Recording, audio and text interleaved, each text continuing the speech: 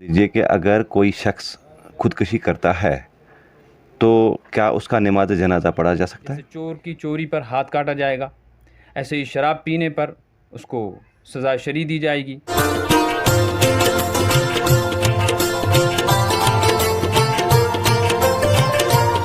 बिस्मिल्लाहिर्रहमानिर्रहीम। देखने वाले सामीन को कश्मीर A1 न्यूज़ का सलाम।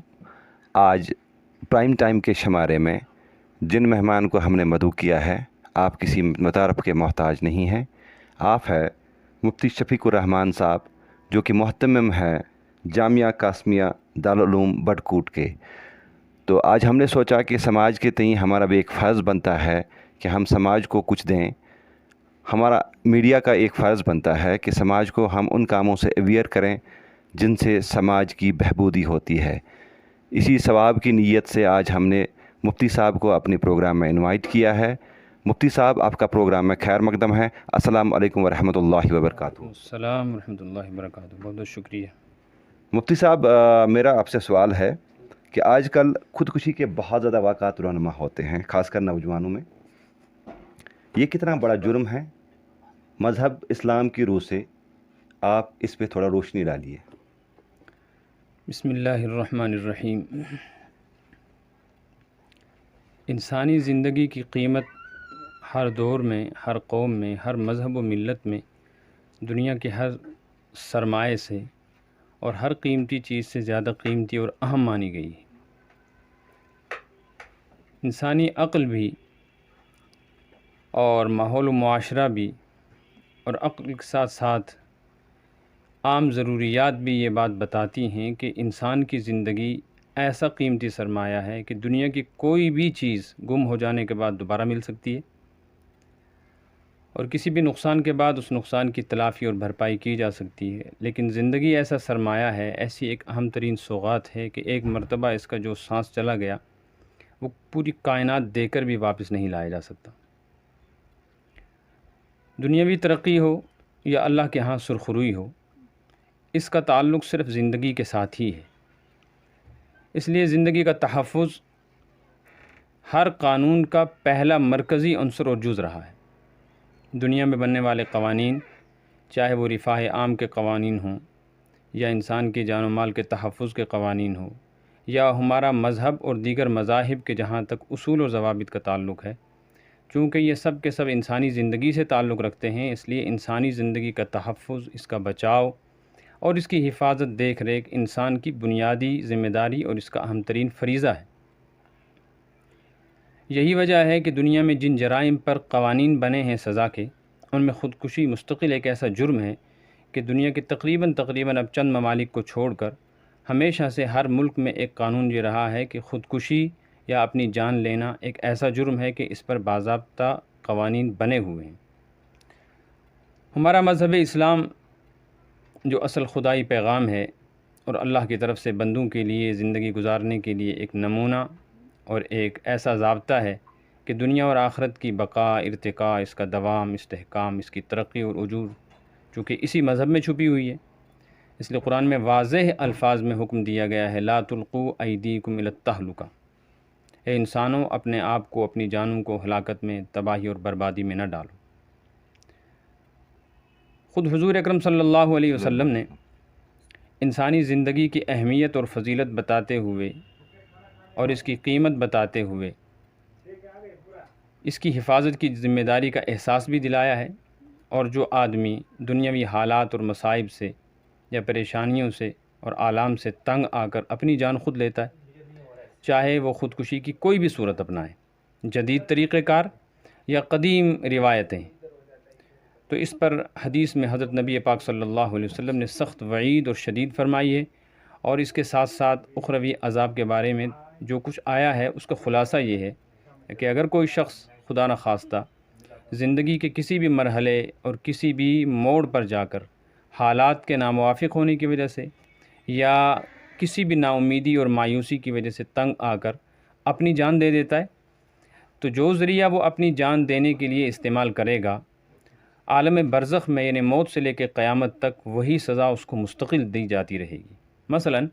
अगर कोई आदमी जहर खाता है और अपनी जान देता है, तो दुनियावी जहर उसकी जान ले लेगा, لیکن اس کی پاداش میں چونکہ اس نے خدا تعالیٰ کے معاملات میں مداخلت کی ہے، اور زندگی دینے اور زندگی لینے کا حق چونکہ صرف اللہ تعالیٰ کو ہے، اس میں بیجا مداخلت کی وجہ سے آخرت میں اس کو یہ سزا دی جائے گی کہ موت کے بعد سے لے کے پھر قیامت تک، حشر و نشر تک، اس کو آخرت میں جہنم کا زہر پلایا جائے گا، اور وہ زہر جان نہیں لے گا، بلکہ وہ زہر ایک ایسا کڑوا اثر رکھے گا اور ایسا زہریلا مادہ اندر رکھے گا کہ جس سے مرنے کے بعد، یعنی وہاں کی آخرت کی سزا کے فوراً بعد، دوبارہ اس کا جسم ٹھیک ہو جائے گا، پھر دوبارہ اس کو وہ زہر پلایا جائے گا۔ ایسے ہی کوئی آدمی اپنا گلا کاٹ دیتا ہے، یا سولی پہ لٹک جاتا ہے، یا دریا میں ڈوب کر اپنی جان دیتا ہے، یا اپنے اوپر تیل چھڑک کر آگ لگا دیتا ہے، یا کسی چلتی ہوئی تیز گاڑی کے آگے چھلانگ مار کر اپنی جان دیتا ہے، تو جو بھی صورت اختیار کرے، ان تمام صورتوں میں جو صورت اس نے اپنی جان لینے کے لیے اختیار کی ہوگی، فرشتوں کے ذریعے سے قیامت تک اس کو یہ سزا دی جاتی رہے گی۔ چونکہ المیہ یہ ہے، مذہب کے علاوہ کوئی قانون، کوئی جگہ ایسی نہیں ہے جہاں انسان کو امید کی کوئی راہ ملے۔ امید صرف مذہب ہی دیتا ہے، اور دنیا میں تمام مذاہب کے اندر اسلام ہی ایک واحد مذہب ہے جو بندوں کو یہ یقین دلاتا ہے، یہ آس دلاتا ہے کہ کسی بھی مرحلے پر اپنے آپ کو تنہا نہ سمجھیں، اور کسی بھی موقع پر اپنے آپ کو مفلوج اور اپنے ذہن کے اعتبار سے معوف نہ سمجھیں۔ اللہ تعالیٰ کی رحمت تمہارے ساتھ ہے۔ لا تقنطوا من رحمت اللہ انہ لا ییأس من روح اللہ الا القوم الکافرون۔ اللہ تعالیٰ کی مدد اور اللہ کی رحمت و عنایت سے مایوس ہو جانا کافروں کا کام ہے، ان کا طریقہ عمل ہے۔ ایمان والوں کو بہرحال کسی بھی موقع پر اللہ کی رحمت سے نا امید نہیں ہونا چاہیے، چونکہ جان لینا اس بات کی کھلی دلیل ہے، خودکشی اس بات کی واضح علامت ہے کہ یہ آدمی اللہ تعالیٰ کی رحمت پر یقین نہیں رکھتا، اور یہ سمجھتا ہے کہ اس زندگی کے بعد آنے والی کوئی زندگی نہیں ہے، اگر ہے تو اس میں کوئی جزا و سزا نہیں ہے۔ چونکہ یہ خود کفریہ عقیدہ ہے، اور آخرت پر یقین اور حساب و کتاب اور ثواب و عذاب پر یقین تو ایمان کا بنیادی حصہ ہے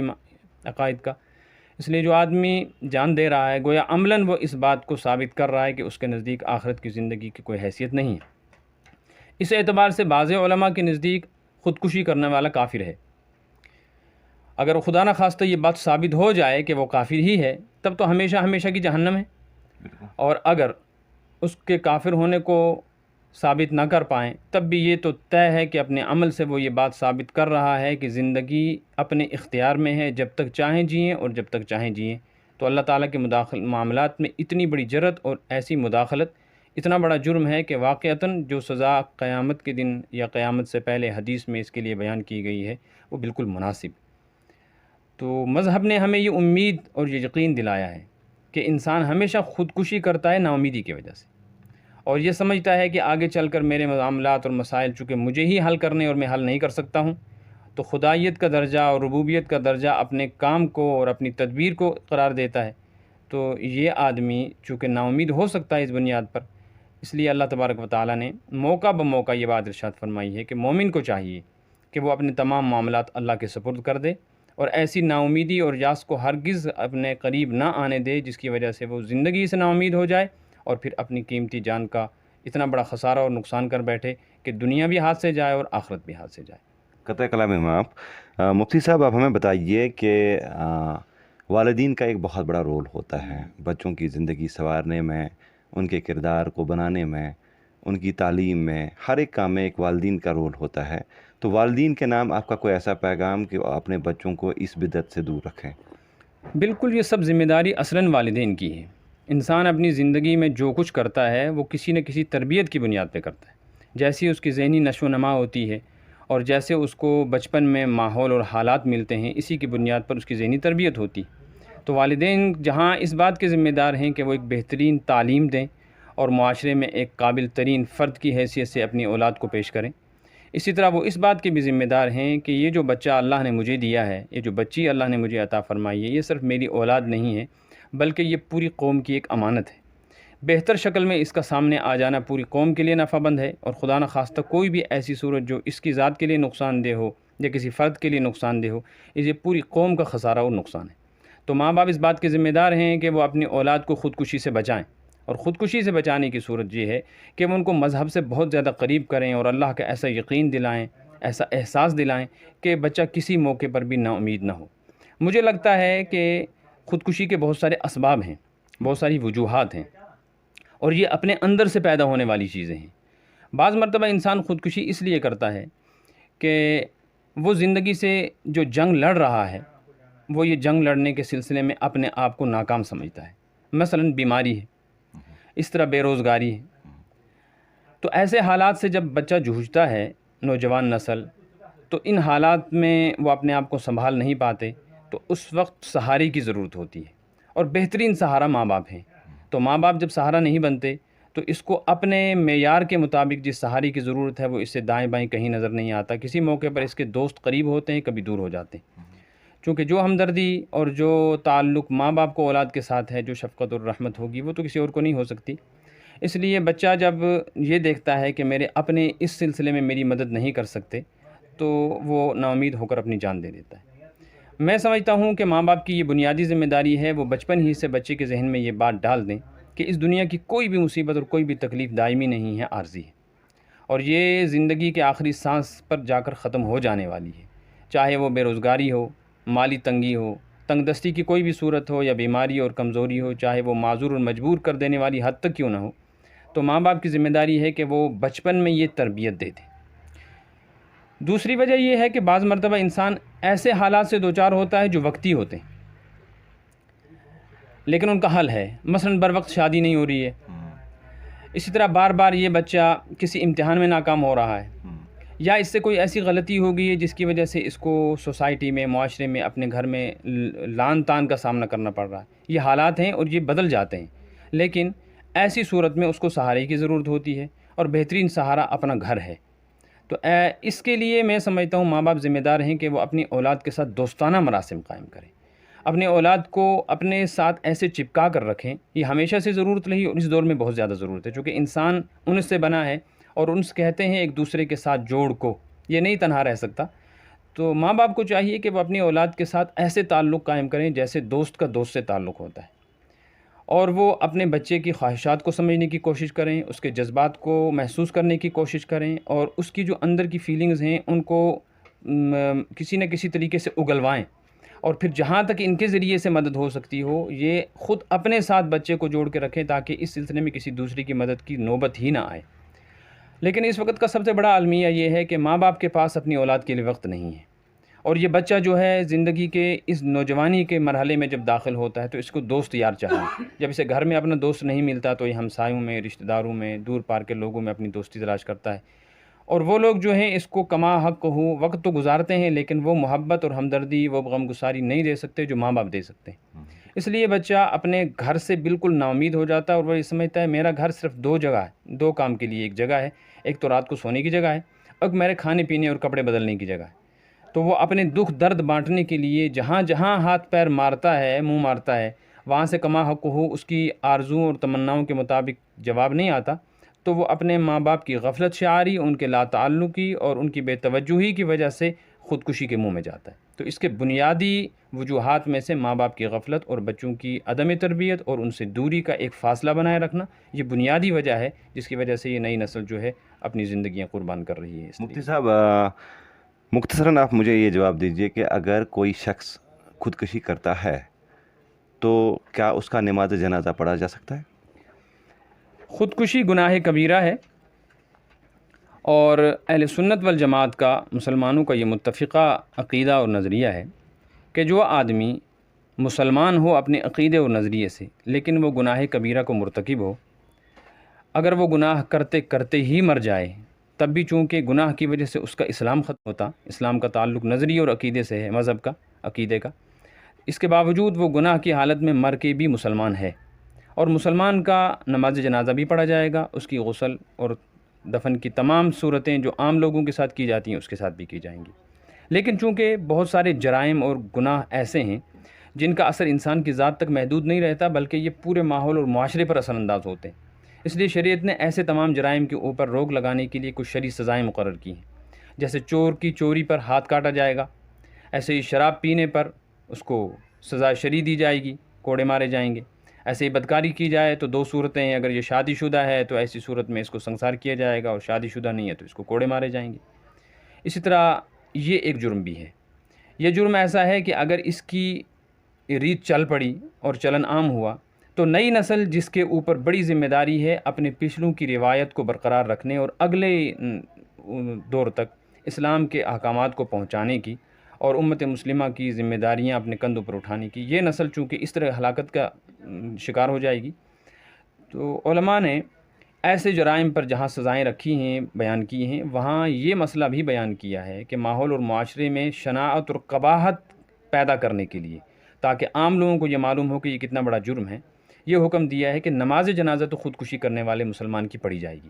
لیکن اس کی نماز جنازہ پڑھنے کے لیے وہ لوگ شریک نہیں ہوں گے جو عام طور پہ نماز جنازہ میں بطور خاص مدعو ہوتے ہیں، یعنی دیندار طبقہ، علماء، نیک اور دیندار لوگ، مساجد کے ائمہ، جن سے لوگوں کو یہ توقع ہوتی ہے کہ یہ ہماری سوسائٹی کے نیک لوگ ہیں، اہل علم ہیں، وہ شرکت نہ کریں، عام چلتے پھرتے راہگیر اس کا نماز جنازہ پڑھ لیں، تاکہ نماز جنازہ بھی ہو جائے، غسل کفن دفن بھی ہو جائے، لیکن باقی لوگوں کو یہ معلوم ہو کہ یہ اتنا غلیظ کام ہے اور ایسی گھناؤنی حرکت ہے کہ اگر خدا نخواستہ ہم نے اپنی جان ایسے دی، ایک تو جان جائے گی، اور دوسرے ہمارے جنازے کی نماز کے اندر نیک لوگ اگر شریک نہیں ہوئے، نمازی طبقہ شریک نہیں ہوا، تو ہماری مغفرت کیسے ہوگی؟ اس وجہ سے جو مخصوص طبقہ ہے دیندار طبقہ، اس کے لیے یہ حکم ہے کہ وہ شریک نہ ہو، باقی عامۃ المسلمین اس کے جنازے کی نماز پڑھیں گے اور اس کو غسل کفن دفن کر کے رخصت اور روانہ بھی کریں گے۔ مفتی صاحب، چونکہ آج کل کے دور میں نشہ ایک بہت بڑی بیماری کی صورت میں ابھر رہا ہے، زیادہ تر خودکشی کے واقعات کا باعث یہی نشہ ہے، یہ جو لوگ ڈرگس میں بہت زیادہ ملوث ہو رہے ہیں، نوجوانوں کے نام آپ کا کوئی پیغام جن سے وہ اس بدعت سے دور رکھیں اور وہ دین کی طرف راغب ہوں؟ جیسے خودکشی کے متعلق آپ نے پوچھا ہے، ایسے ہی یہ نشہ بھی اس وقت ایک دکھتی رگ بن گیا ہے، اور یہ بھی خودکشی ہی ہے، لیکن یہ ایک ایسا خاموش زہر ہے جس کو خودکشی کا نام نہیں دیا جا سکتا۔ حقیقت یہ ہے کہ خودکشی کے بہت سارے طریقے ہیں اور بہت ساری صورتیں ہیں، ان میں سے یہ ایک خطرناک ترین صورت ہے کہ جو آدمی اپنی زندگی سے نا امید ہو کر ارادتاً اور قصداً اپنی جان دیتا ہے، وہ تو سب کو نظر آ رہا ہے کہ خودکشی کی ہے۔ یہ نشے کی لت میں پڑ جانے والا جوان طبقہ، چاہے لڑکا ہو، لڑکی ہو، یا چھوٹا بڑا جو بھی ہو، یہ بھی حقیقت میں خودکشی ہی کر رہا ہے، لیکن یہ اپنی جان نہیں دینا چاہتا۔ یہ خودکشی کر رہا ہے تو اس کی خودکشی کرنے کی جو صورت ہے، اس صورت میں اس کو اپنی زندگی نظر آ رہی ہے۔ یہ بڑا المیہ ہے۔ یہ اس دور میں باضابطہ کسی مہم کے تحت شاید ایسی پوری دنیا کے اندر ایک چلن چلا ہے اس کا، منشیات کا اور نشہ آور چیزوں کا، چاہے وہ دواؤں کی صورت میں ہو چاہے کسی اور صورت میں ہو،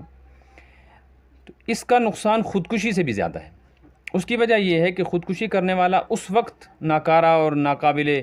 عمل ہو جاتا ہے جب اس کی روح نکلتی ہے، اور وہ پھر بوجھ نہیں بنتا معاشرے پر، وہ دفن کر دیا جاتا ہے۔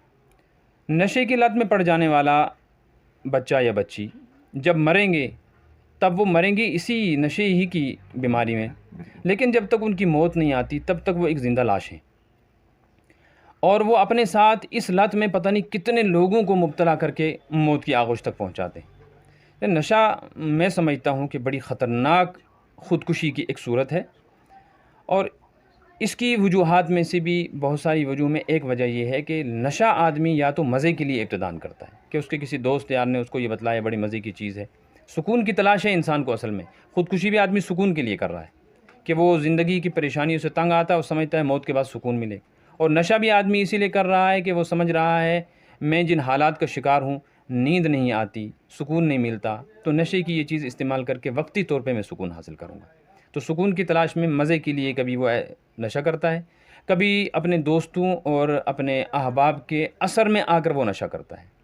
اور کبھی کبھی ایسا ہی ہوتا ہے کہ وہ نا امید ہوتا ہے ہر چیز سے، وہ سمجھتا ہے کہ میں گھر میں بھی رہتا ہوں تو مجھے تانے، اور باہر بھی نکلتا ہوں تو کوئی کام کاج میں نہیں کر سکتا، اب میں باہر گھومتا رہوں تو بھی مجھے تانے سننے ہیں، گھر میں جاؤں گا تو بھی آوازیں کسی جائیں گی، اس لیے بہتر ہے کہ میں کوئی ایسی چیز کھا کے پڑا رہوں، نہ مجھے کوئی دیکھے نہ میں کسی کو دیکھوں۔ یہ وجوہات ہیں جن کی وجہ سے خودکشی کی لت لگتی ہے، اور یہ بڑا خطرناک ایک ماحول بنتا جا رہا ہے کہ پڑھا لکھا طبقہ، ان پڑھ، جوان، چھوٹے بڑے، عورت، حتیٰ کہ بچیاں تک، سب اس میں بڑی تیزی کے ساتھ ملوث ہوتے جا رہے ہیں۔ میں سمجھتا ہوں اس کی بھی بنیادی وجہ یہ ہے کہ اس بچے کو سکون کا جو ماحول گھر میں ملنا چاہیے تھا وہ نہیں ملا ہے، تو یہ سکون کی تلاش میں باہر نکلا، اور باہر اس کو سکون کے نام پر یہ زہر دے دیا گیا ہے۔ یعنی کہ زیادہ تر ذمہ داری والدین پہ عائد ہوتی ہے کہ اپنے بچوں کو اپنے ساتھ دوست بنا کے رکھیں۔ یہ شریعت کا حکم بھی ہے، انسانی عقل بھی یہی کہتی ہے کہ تربیت کے لیے 18 سال کی عمر، جو ایک تو بلوغت کے لیے شادی کے لیے قانون بنا ہوا ہے 18 سال کا، وہ نہیں، ہماری شریعت میں تو 12 سال 15 سال کا بچہ بچی بالغ ہو سکتے ہیں، لیکن تربیت کے لیے 18 سال کی عمر علماء نے مقرر کی ہے۔ یہی وجہ ہے کہ بعض علماء نے اپنی کتابوں میں لکھا ہے اگر 18 سال کا کوئی جوان بچہ یا بچی مر جائے، بالغ ہونے کے بعد اس کو 4 سال 5 سال کا موقع ملا ہے، تو اس سے ان تمام ذمہ داریوں کے متعلق سوال ہوگا جو 100 سال کی زندگی گزارنے والے کے متعلق سوال ہوگا، کیونکہ 18 سال کی عمر میں اس کا شعور اتنا بالغ ہو جاتا ہے کہ یہ صحیح اور غلط، اچھے اور برے میں تمیز کر سکتا ہے۔ تو 18 سال کی عمر تک اس کی جس ذہنی تربیت کی ضرورت ہے اس کے ذمہ دار تو ماں باپ ہیں، ایک ذمہ داری تو ان پر عائد ہوتی ہے۔ دوسری بڑی ذمہ داری عائد ہوتی ہے تعلیمی اداروں پر، چاہے وہ ہمارے دینی ادارے ہوں، چاہے وہ اس وقت کے مروج سرکاری اور غیر سرکاری نیم سرکاری ادارے ہوں، کہ ان تمام اداروں کے اندر تعلیم تو دی جا رہی ہے، پڑھنا پڑھانا تو سکھایا جا رہا ہے، لیکن انسانیت کے سلسلے میں کوئی قابل قدر کام نہیں ہو رہا۔ بالکل صحیح بات۔ میں سمجھتا ہوں کہ بہت زیادہ ذمہ داری اساتذہ پر اور ان مربی حضرات پر ہے کہ وہ اس کو انسان بنانے کی کوشش کریں، وہ اس کو حوصلہ دیں اور اس کی حوصلہ افزائی کریں اور اس کے اندر ایسا اعتماد پیدا کریں کہ یہ تعلیم دوسرے نمبر پر ہے، اگر یہ تعلیم نہ ملتی تمہیں تب بھی تمہیں زندگی کے یہ چند سال گزارنے تھے اور ایک اچھا انسان بن کر گزارنے تھے، اپنے لیے بھی اور دوسروں کے لیے بھی تم کو معاون اور مددگار ہونا تھا۔ تو تعلیمی اداروں کے اندر بھی باضابطہ اس بات کی ضرورت ہے کہ تربیت ہو، تاکہ اس تربیت کے نتیجے میں بچے نا امیدی کا راستہ چھوڑ دیں اور اس لت میں اگر مبتلا ہونے کا خطرہ ہے تو اس سے بچ سکیں، اور جو لوگ اس میں مبتلا ہو چکے ہیں، میں سمجھتا ہوں کہ ہمارا طبقہ، علماء کا طبقہ، مساجد کا ائمہ حضرات جو ہیں، وہ ان سب کی ذمہ داری ہے کہ وہ اپنے بیانات میں اس کی برائی بیان کریں کہ یہ نشہ کتنی خطرناک چیز ہے اور اس سے پیدا ہونے والے مفاسد اور بگاڑ کو بھی بیان کریں۔ ماں باپ کی ذمہ داری ہے کہ وہ اپنے اولاد پر ہر وقت نظر رکھیں کہ ان کی چال ڈھال، ان کے خد و خال، ان کے کھانے پینے، ان کی بول چال اور ان کی حیت گھر آنے جانے کی، اس میں جو تبدیلی ہو رہی ہے اس کے پیچھے کہیں کوئی نشہ آور چیز تو نہیں۔ ان کے دوستوں یاروں پر تعلق رکھیں۔ تعلیمی اداروں کے ذمہ دار حضرات اس بات کی طرف دھیان دیں کہ وہ تمام سبجیکٹوں کے ساتھ کم از کم اس اخلاقیات کے نام پر، جو مارل ایجوکیشن کے نام پر شور تو بہت ہے، لیکن یہ بات ذہن میں رکھنی چاہیے کہ تعلیم کے لیے نصاب اور کتاب ہے، تربیت کے لیے کوئی نصاب اور کتاب نہیں ہے۔ تربیت تو انسان سے ہی ملتی ہے۔ اگر یہ تعلیمی ادارے اس بات کی کوشش کریں کہ ایسے مربی حضرات جو صحیح ترین تربیت کر سکتے ہیں دینی، ان کو اپنے سکولوں میں وقتاً فوقتاً بلا کر بچوں کے سامنے ان کے لیکچر اور ان کی تربیت کے پروگرام کروائیں تو انشاءاللہ خاطر خواہ نتیجہ آ سکتا ہے۔ اس کے ساتھ ہی انتظامیہ کی ذمہ داری ہے کہ انتظامیہ اپنی ذمہ داریوں کو ادا کرے۔ وہ انتظامیہ چاہے وہ سول ہو، چاہے وہ پولیس کی شکل میں ہو۔ میں یہ سمجھتا ہوں کہ جیسے ایک آدمی ہتھ گولا پھینک دیتا ہے اور وہ ہتھ گولا پھینکنے کی صورت میں، ہینڈ گرنیڈ کی صورت میں 10 آدمی کی جان لے لیتا ہے اور اس کو سلاخوں کے پیچھے ڈال دیا جاتا ہے کیونکہ اس نے 10 انسانی جانیں لی ہیں، اس سے زیادہ خطرناک وہ آدمی ہے جو معاشرے اور سوسائٹی کے اندر یہ زہر پھیلا رہا ہے، اس کی وجہ سے ہزاروں جانیں جا رہی ہیں اور جو زندہ ہیں وہ مردوں سے بھی بدتر ہیں۔ اس لیے ایسے لوگ جو اس میں مبتلا ہیں اور ملوث پائے جائیں، ان کو بھی سخت سے سخت سزا دی جائے تاکہ وہ قابل عبرت سزا ہو اور دوسرے لوگ اس طرح کی حرکت سے بچ سکیں۔ مفتی صاحب، آپ نے کشمیر ایون نیوز میں اپنا ٹائم دیا، اس کے لیے بہت بہت شکریہ۔ یہ تھے مفتی شفیق الرحمان صاحب۔ تو ناظرین، ہم ثواب کی نیت سے سب سے گزارش کرتے ہیں کہ ثواب کی نیت سے اس کو شیئر کیا جائے۔ کیمرہ مین وانی عادل کے ساتھ میں ساگر گلزار، کشمیر ایون نیوز سے۔